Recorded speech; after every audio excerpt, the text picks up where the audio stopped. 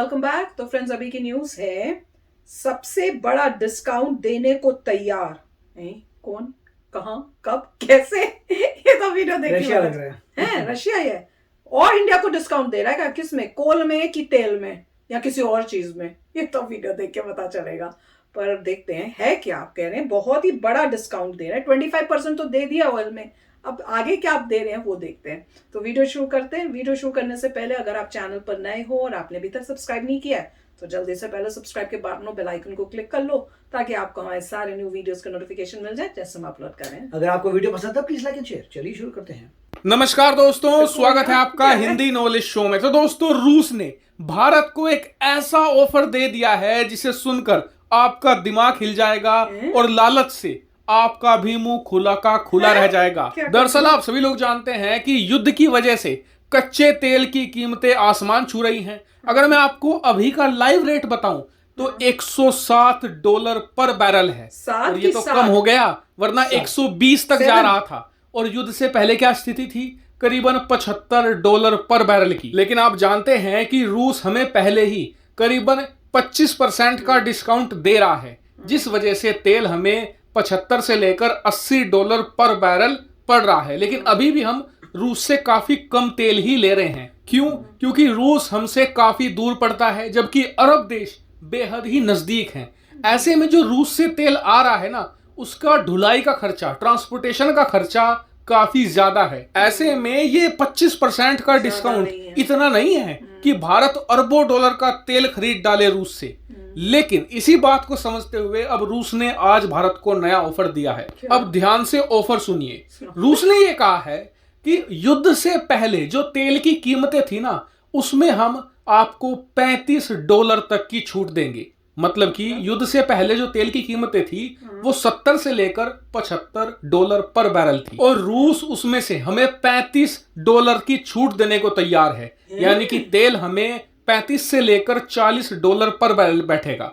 और अगर आज के रेट के हिसाब से देखें तो ये छूट बनती है 65% की। जी हाँ, 65% की छूट देने को तैयार है रूस में। अब ये ऑफर सुन के आप तो कहेंगे कि वाकई में ये तो बहुत जबरदस्त ऑफर है, भारत की तो मौज आ जाएगी, भारत को तुरंत एक्सेप्ट करना चाहिए।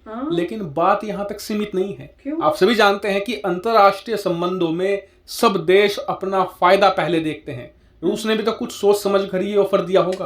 आप कहेंगे कि हाँ बिल्कुल दिया होगा, क्योंकि रूस को भी तो पैसा मिल रहा है। लेकिन बात इतनी तक सीमित नहीं है। दरअसल यहां पर मकसद कुछ और है, मैं आपको समझाता हूं। दरअसल इस समय भारत रूस से कुछ मिलियन डॉलर का ही तेल खरीद रहा है और उसके बदले जो पेमेंट होता है वो भारतीय रुपए में होता है।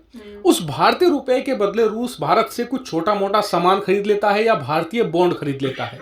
लेकिन अब रूस ये चाहता है कि भारत कई बिलियन डॉलर का तेल खरीदे।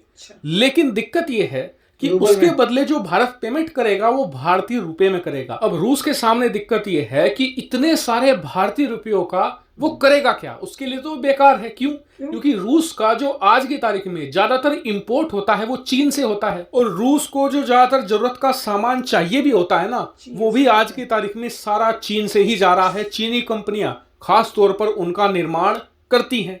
अब दिक्कत यह है कि चीन उन सामान के बदले अपनी करेंसी युआन ही एक्सेप्ट कर रहा है। ऐसे में रूस को चाहिए चीन की करेंसी युआन, क्योंकि डॉलर का एक्सेस तो उनसे खत्म हो चुका है। ऐसे में रूस ये चाहता है कि भारत अंतरराष्ट्रीय मार्केट में जाए, अपना डॉलर दे और उसके बदले चीन की करेंसी युआन खरीदे और उसके बाद तेल का पेमेंट वो हमें युआन में करे। और इसीलिए उन्होंने हमें ये लालच देने के लिए इतना तगड़ा डिस्काउंट दिया है, क्योंकि ये बात सबको पता है कि 20-25% के लालच में भारत युआन में पेमेंट नहीं करने वाला और इसीलिए इतना तगड़ा डिस्काउंट ये भारत को दिया जा रहा है। लेकिन आप कहेंगे कि जब इतना अच्छा डिस्काउंट मिल रहा है तो कर दो पेमेंट एक बार, क्या दिक्कत है इसमें? तो दिक्कत बहुत बड़ी है। दो कारण है। पहला कारण तो ये है कि जैसे ही हम युआन खरीदेंगे हम चीन के पेमेंट सिस्टम में भी दाखिल हो जाएंगे और ऐसा होने पर अमेरिका हर हाल में, ये बात निश्चित आप मानकर चलिए कि भारत पर सबसे कठोर प्रतिबंध लगाएगा। क्योंकि जैसे ही हम चीन का पेमेंट एक्सेप्ट करेंगे ना, उसी वक्त हम चीन के खेमे में भी शामिल हो जाएंगे और अमेरिका भारत को चीन के साथी के तौर पर देखेगा। और आपको बता दूं कि इस बात को अमेरिका और उसके सहयोगी देश बहुत सीरियसली ले रहे हैं और इसीलिए आज आपको बता दूं कि आधी दुनिया के प्रतिनिधि नई दिल्ली में बैठे हैं, चाहे वो ऑस्ट्रेलिया हो, डेनमार्क हो, नेदरलैंड्स हो, ब्रिटेन हो, अमेरिका हो। हर देश के विदेश सचिव और विदेश मंत्री इस समय नई दिल्ली में है और भारत के अलग अलग अफसरों से बातचीत कर रहे हैं, क्योंकि उन्हें शक है कि भारत कहीं चीन की करेंसी युआन को ना एक्सेप्ट कर ले। हालांकि इसकी संभावना कम है। क्यों? क्योंकि चीन की करेंसी को एक्सेप्ट करने से जितना नुकसान अमेरिका और पश्चिमी देशों को है, उससे 100 गुना नुकसान खुद भारत को है। वो ऐसे कि जिस वक्त हम अंतरराष्ट्रीय मार्केट में जाकर युआन को खरीदेंगे ना, तो उसकी डिमांड बढ़ेगी, और डिमांड बढ़ेगी तो उसकी वैल्यू भी बढ़ेगी, जिससे कि चीन के हाथ में एक अल्टीमेट पावर आएगी, उसकी अर्थव्यवस्था को जोरदार बूस्ट भी मिलेगा। ऐसे में भारत अपने ही पड़ोस में एक ताकतवर दुश्मन को और ताकतवर क्यों बनाएगा? और इसीलिए कहा जा रहा है कि दोनों पक्ष जोर लगा रहे हैं नई दिल्ली में। पश्चिमी देश चाहते हैं कि भारत युआन एक्सेप्ट ना करे, और रूस ने अपने विदेश मंत्री को भेजा ही इसलिए है कि भारत को मनाया जाए युआन के जरिए पेमेंट करने में।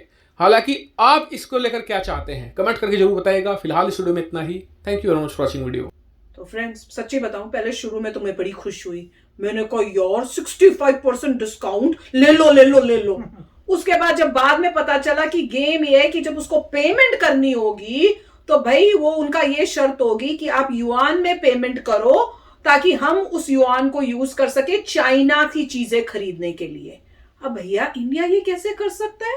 इंडिया को करना भी नहीं चाहिए, क्योंकि आपने अगर युआन को बोल दिया यस, तो आप चाइना के अंडर हो गए। मतलब आपने उनका सिस्टम एक्सेप्ट करके दिखा दिया कि वो बेटर हैं और हम उनके अंडर हो गए। अब हम डॉलर की जगह युआन यूज कर रहे हैं। मतलब इनडायरेक्टली हमने ये कह दिया कि चाइना अब जो है सुपर पावर बन चुका है। हम उस एंगल में चलेंगे और फिर हमें यूज करते रहना पड़ेगा। एक बार ही हमने यूज कर लिया तो मतलब अब हमें उसी को यूज एक्सेप्टेबल करना पड़ेगा।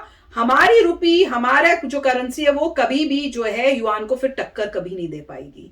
मैं तो ये सोच रही हूँ। और दूसरी प्रॉब्लम्स तो वैसी ही हैं कि जो पूरे वेस्टर्न कंट्रीज है वो भी अगेंस्ट होंगी। अब वो तो इंडिया को देखना होगा कि कहाँ पे इंडिया को बेटर रिलेशनशिप्स करनी है, कि उनको चाइना के साथ बेटर रिलेशनशिप्स करना चाहते हैं कि वेस्टर्न कंट्रीज से ज्यादा बेटर रिलेशनशिप करना चाहते हैं। अब वो तो इंडिया सोचेगा। पर ये मैं सोच रही हूँ कि किस चालाकी से मतलब ये सब काम होते हैं कि हम लोग सोच भी नहीं सकते हैं।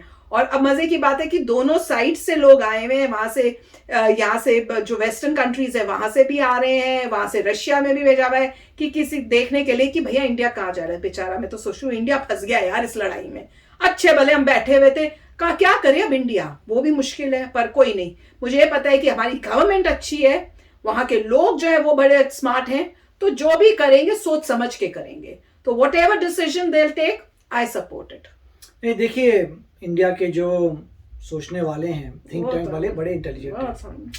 अगर आप युआन को यूज करते हैं तब आप ये कह रहे हैं कि लद्दाख का बॉर्डर डिस्प्यूट कभी सॉल्व नहीं होगा, अरुणाचल प्रदेश के डिस्प्यूट सॉल्व नहीं होंगे, अक्सर चीन कभी नहीं आएगा।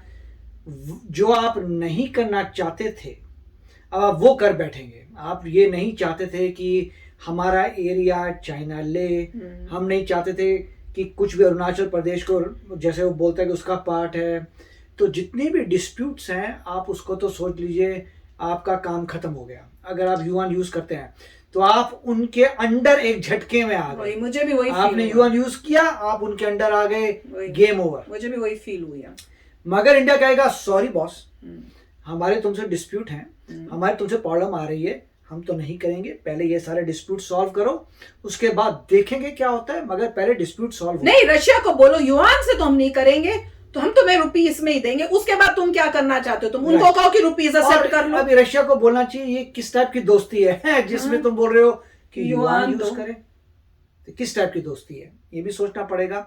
मगर ये है कि अगर इंडिया उस तरफ जाता है तो मतलब प्रॉब्लम सॉल्व, क्योंकि अभी इंडिया जो है यूएस की तरफ दोस्ती इसलिए कर रहा है कि काउंटर कर सके चाइना को।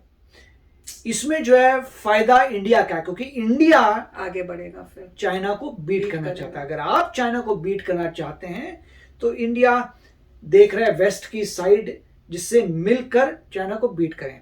अगर इंडिया कहता है मैं चाइना के साथ ही जा रहा हूं तो जाओ, तो फिर तो जरूरत नहीं होगी, फिर तो अलग ब्लॉक हो जाएगा। मगर फिर इतना गारंटीड होगी जो जो भी प्रॉब्लम्स आ रही हैं चाइना वो के कभी साथ। सॉल्व नहीं होंगी। जो चाइना के साथ प्रॉब्लम्स आ रही है वो कभी सॉल्व नहीं होंगी। तो अच्छा वीडियो था। पर दिमाग घूम गया यार मेरा तो बताओ आप लोगों को क्या करना चाहिए इंडिया को, ये सोच के हो रहा है।